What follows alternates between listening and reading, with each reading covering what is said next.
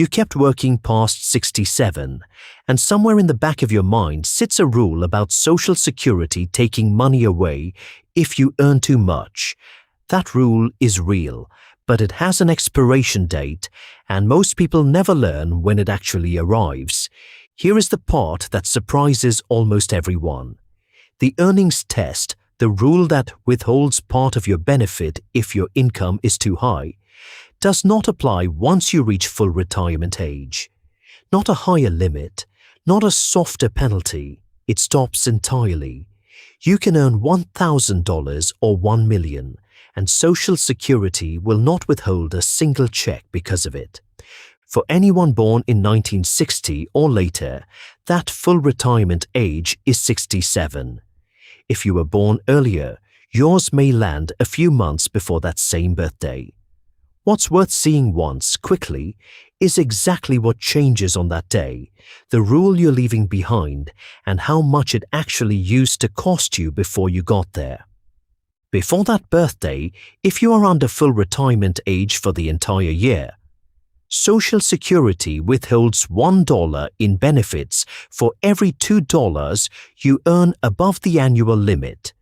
For 2026, that limit sits at $24,480 a year. The rule, if this isn't the year you reach full retirement age, the year you actually reach full retirement age, the rule loosens. Social Security withholds $1 for every $3 you earn above a higher limit instead. $65,160 for 2026. And it only counts earnings from the months before your birthday that year. Even that withholding is not lost money.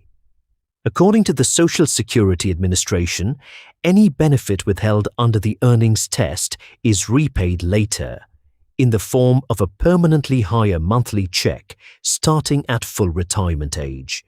The agency recalculates your benefit as though those withheld months never happened, which is why the pre-67 earnings test behaves more like a delay than a penalty. Working after full retirement age changes your benefit in a second, quieter way. Your monthly amount was built from your highest 35 years of earnings, adjusted for wage growth. Every year you keep working, the Social Security Administration checks your new earnings against that list. If this year's income is higher than one of the 35 years currently being used, the lower year gets swapped out, and your benefit is recalculated upward. Say one of your lowest years in that list currently shows around $10,000, and this year alone you earn $40,000.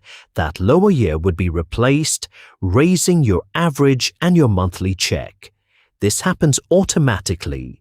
You do not need to file anything, and the increase is paid retroactively to January of the following year. If your working years were thin, or your later career income is higher than what you earned decades ago, this can meaningfully raise your check over time. If your highest 35 years are already locked in with strong earnings, an extra year of work may not move the number at all. It depends entirely on your own earnings history. There is a third factor working in your favor.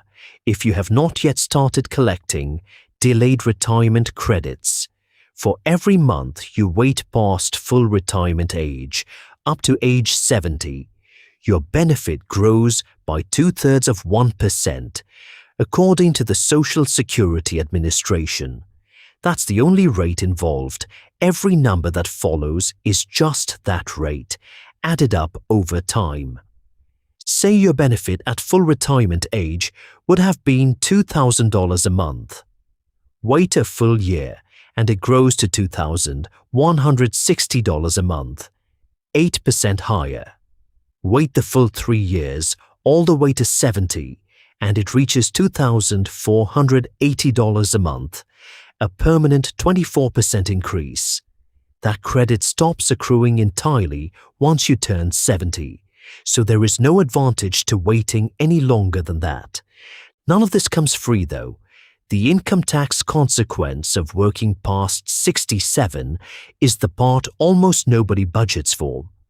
Your wages are still subject to ordinary income tax and to Social Security and Medicare payroll taxes, exactly as they were before you claimed benefits. There is no age exemption from payroll tax. More importantly, that same income can make more of your Social Security benefit taxable. The Internal Revenue Service uses something called provisional income, your other income plus half of your Social Security benefit, to decide how much of your benefit gets taxed. Cross one line and part of your benefit can become taxable. Cross a second, higher line and more of it can.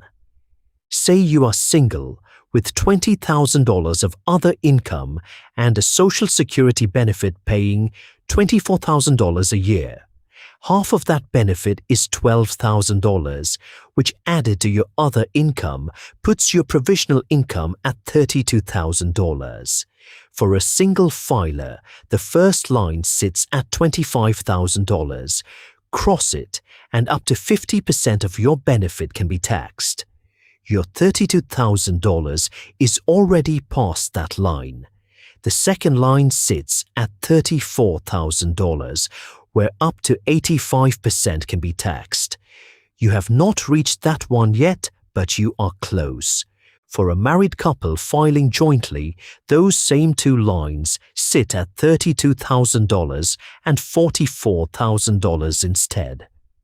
None of these thresholds have been adjusted for inflation since they were set decades ago, so continuing to work, even part-time, can push a bigger share of your benefit into taxable territory than it would have a few years earlier. So what does keeping a paycheck after 67 actually mean for you? The earnings test is gone, so your check will not be withheld no matter how much you earn. Your benefit may quietly increase if this year's income outranks one of your historical 35 years. And if you have not filed yet, every month you wait until 70 adds to your eventual payment. The trade-off sits entirely on the tax side in how much of your benefit becomes taxable income.